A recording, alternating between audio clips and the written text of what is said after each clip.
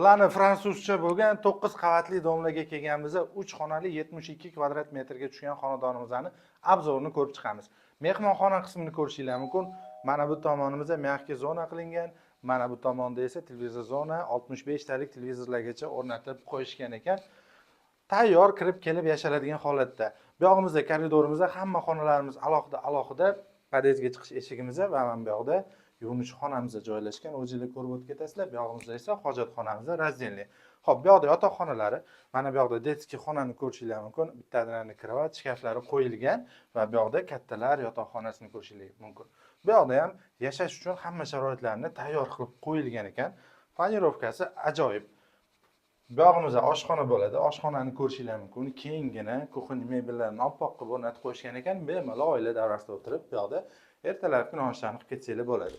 Bu yoqda esa shundoqqina gaz plitamiz bilan xolodilligimizni o'rnatib qo'yishgan ekan. Xo'p, xonadonimizda 86,5 ming AQSh dollari so'ralyapti. Chilonzor 15-kvartal Orienterga Zhukovskiy больницani bersa bo'ladi. Kimga qiziq bo'lsa, opsiyada nomer qoldiraman, batafsil ma'lumot olsanglar bo'ladi.